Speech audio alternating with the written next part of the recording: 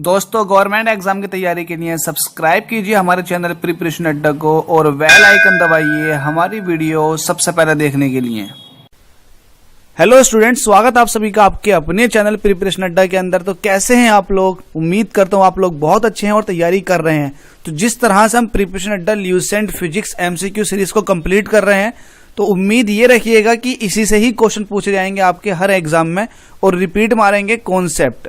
ध्यान रखिएगा। और भी बहुत सारी सीरीज हैं, जैसे कि एसएससी एमसीक्यू क्विज सीरीज चल रही है, आप उनको भी देखिएगा क्योंकि क्वेश्चन वहां से भी बहुत जबरदस्त बन रहे हैं फिजिक्स के। जिस तरह से हम फिजिक्स की सीरीज कंप्लीट कर रहे हैं, तो जैसे ही फिजिक्स कंप्लीट होगा तुरंत केमिस्ट्री, देन बायोलॉजी, फिर कंप्यूटर के ऊपर बहुत सारे क्विज बनने वाले हैं। तो आपसे रिक्वेस्ट है कि चैनल को सब्सक्राइब कर लीजिएगा, बेल आइकन को दबा दीजिएगा और वीडियो को दूसरों तक शेयर जरूर कर दीजिएगा।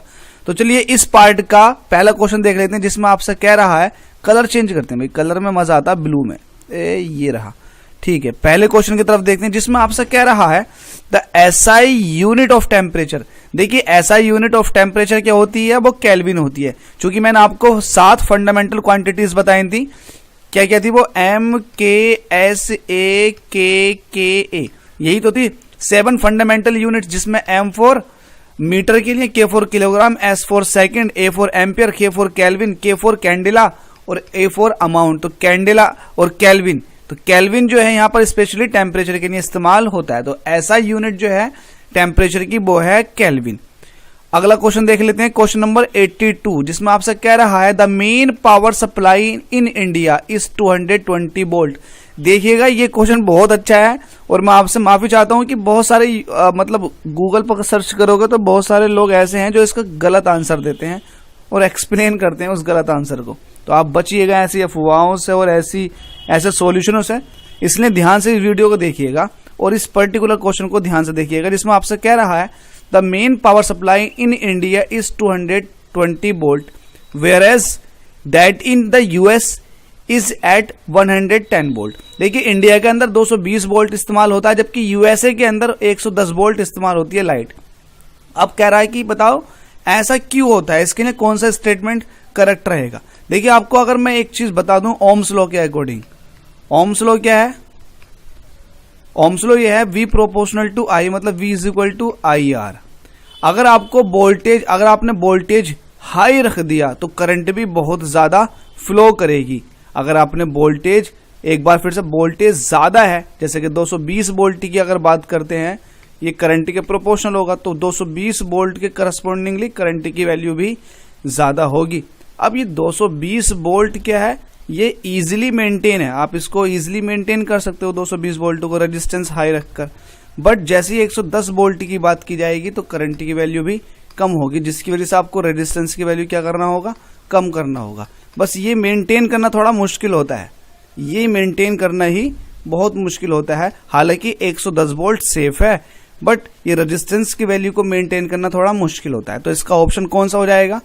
पहला ऑप्शन हो जाएगा कि 110 volt is safer but more expensive to maintain. इसको मेंटेन करना थोड़ा एक्सपेंसिव रहता है, तो इसका ऑप्शन ए बिल्कुल करेक्ट हो जाएगा।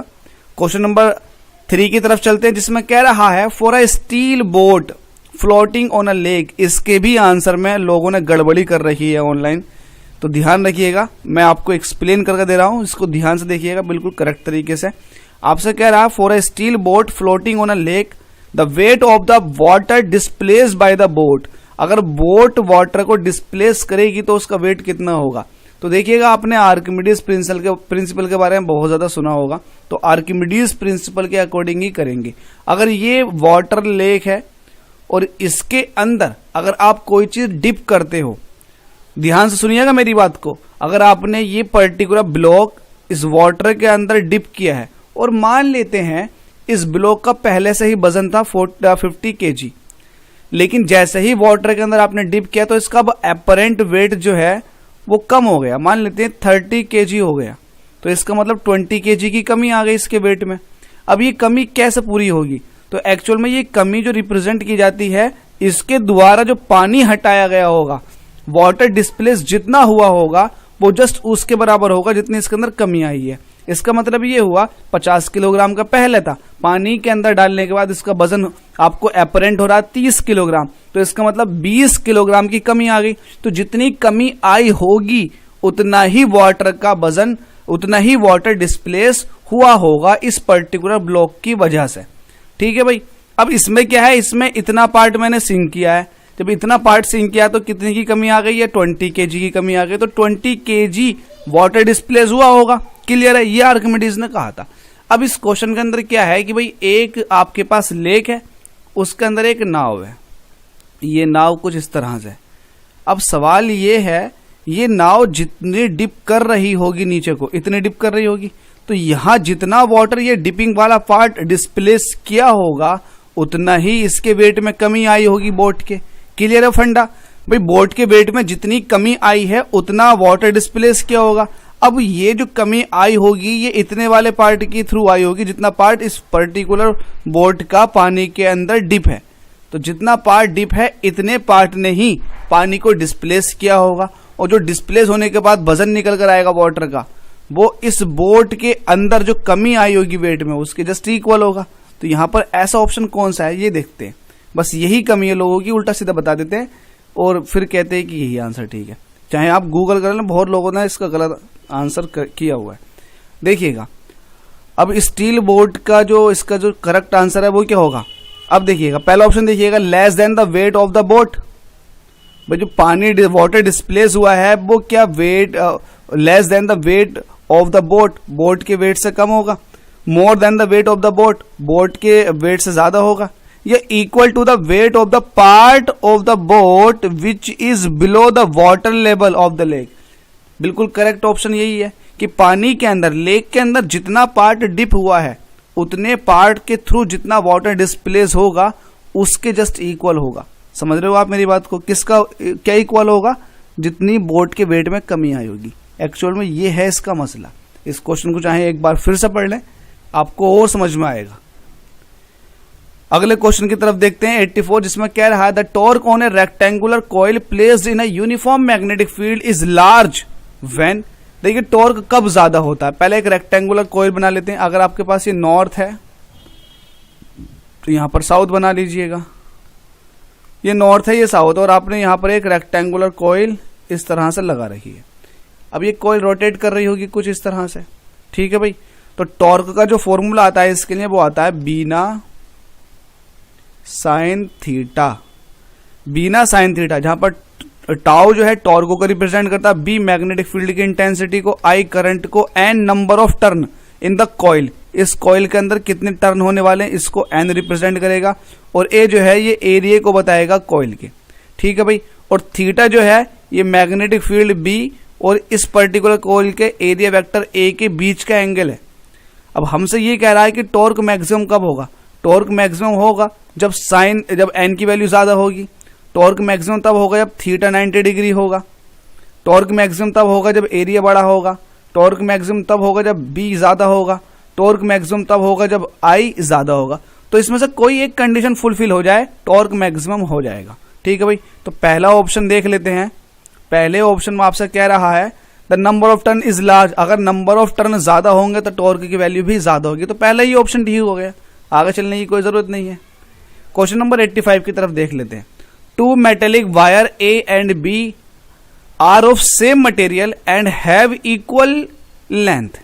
If the cross sectional area of B is double that of A, then which of the following is electrical resistance of B.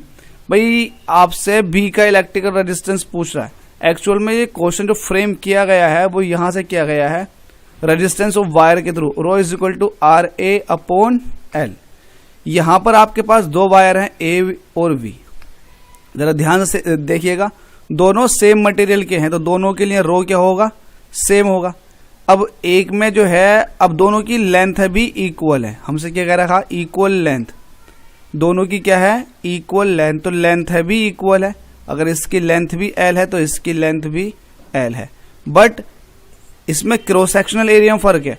If the cross sectional area of B is double that of A, जो B का cross sectional area है वो ए से क्या है, just double है। तो B का क्या होगा, आप ये कह दोगे 2a होगा, जबकि ए का जो होगा एरिया वो ए होगा। या एरिया को डैश से दिखा दो ताकि आपको डिफरेंस पता लग जाए कि हम किसकी बात कर रहे हैं। ये तो नाम है, तो ये होगा एरिया। अगर मैंने ए वाले पर्टिकुलर वायर का एरिया ए डैश लिया है तो बी का कितना हो जाएगा 2a डैश। तो अकॉर्डिंग टू द क्वेश्चन इसका रो सेम है, तो रो इज इक्वल टू क्या होता है आर ए अपॉन एल। पहले वाले वायर के लिए R A dash upon L, जबकि दूसरे वाले वायर के लिए कितना हो जाएगा रेजिस्टेंस आर ए। अब ए डैश, अब देखो यहां पर दूसरे वाले वायर की बात करोगे तो यहां पर एरिया 2a डैश है और लेंथ कितनी है, लेंथ तो l है। तो इसका पहले वाले का अगर रेजिस्टेंस R1 है तो दूसरे वाले का R2 होगा। L से L कट किया, A डैश से A डैश कट किया, तो R1 जो हो जाएगा ये हो जाएगा 2R2। या फिर आपसे R2 की वैल्यू पूछा, दूसरे वाले का रेजिस्टेंस पूछा, तो ये पहले वाले के रेजिस्टेंस का जस्ट हाफ हो जाएगा। उम्मीद करता हूं आपको समझ में आ गया होगा। रो आपने सेम किया है और ये कंडीशन आपने रख दी है, इसका रेजिस्टेंस R1 है, इसका रेजिस्टेंस R2 है।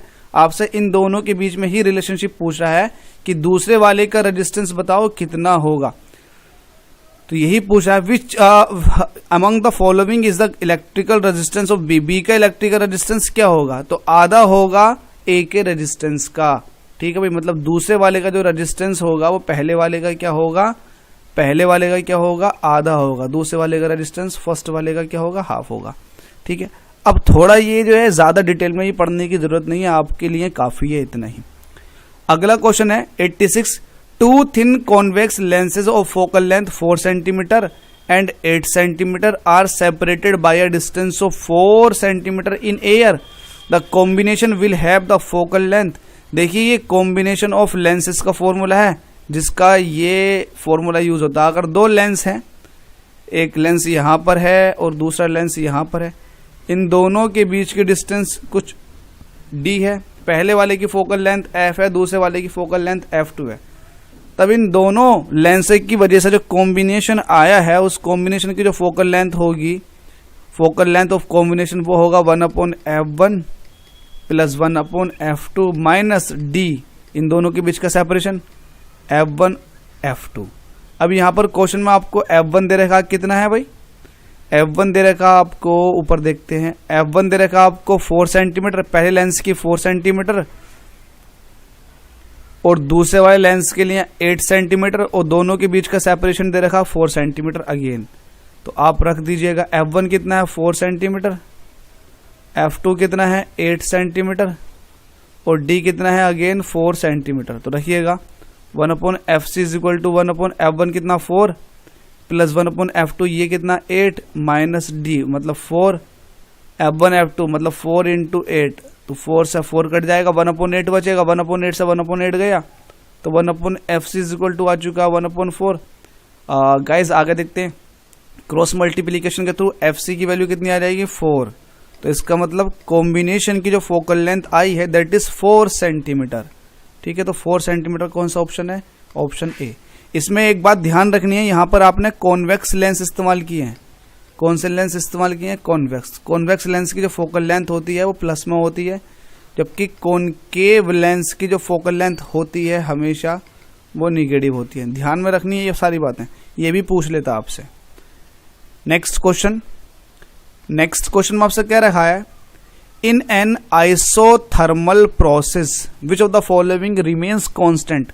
आइसो स्टैंड करता है सेम के लिए, थर्मल मतलब हीट सेम होनी चाहिए, जब हीट सेम होगी तो टेम्परेचर भी सेम होगा, तो इसका पहला ऑप्शन ठीक हो जाएगा। आइसोथर्मल प्रोसेस वो होते हैं जिसके अंदर टेम्परेचर कांस्टेंट होता है, जबकि एडियाबेटिक प्रोसेस वो होते हैं जिनके अंदर टेम्परेचर बदल जाता है।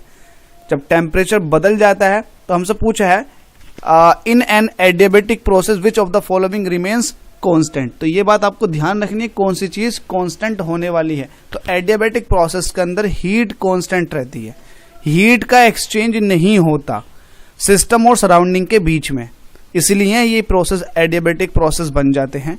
ठीक है भाई, इसके बाद में सेकंड लास्ट क्वेश्चन 89 की बात कर लेते हैं। For adiabatic process ideal gas equation जो होती है वो PV की पावर गामा, PV की power gamma is equal to constant. ये तो आपने बहुत सीखा होगा, PV की power gamma is equal to constant, जहां पर P स्टैंड करता है प्रेशर को और V स्टैंड करता है वॉल्यूम को, और y गामा स्टैंड करता Cp अपॉन Cv को। ये रेशो होता है स्पेसिफिक हीट का, ये रेशो है स्पेसिफिक हीट का कांस्टेंट प्रेशर पर और एक कांस्टेंट वॉल्यूम।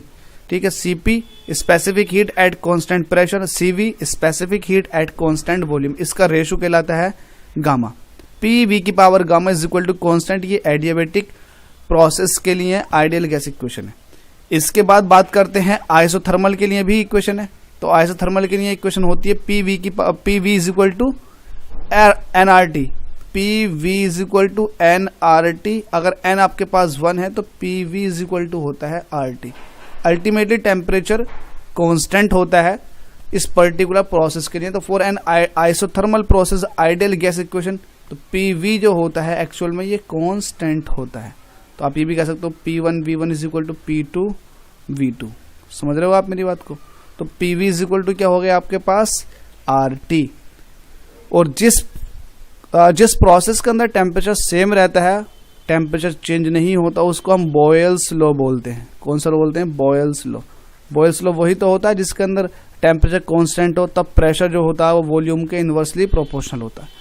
तो आई होप आपको ये समझ में आ गया होगा। कोशिश यही करता हूँ कि यार इस पर्टिकुलर क्वेश्चन के अलावा भी आपको काफ़ी कुछ बताया जाए। उम्मीद करता हूँ कि ये वीडियो आपको समझ में आई होगी, कुछ तो आपको सीखने मिला होगा। अगर आपको वाकई में कुछ मिला है तो प्लीज़ चैनल को सब्सक्राइब करें, बेल आइकन को दबाएं और वीडियो को लाजमी शेयर जरूर कर दें। वीडियो देखने के लिए आपका बहुत बहुत धन्यवाद।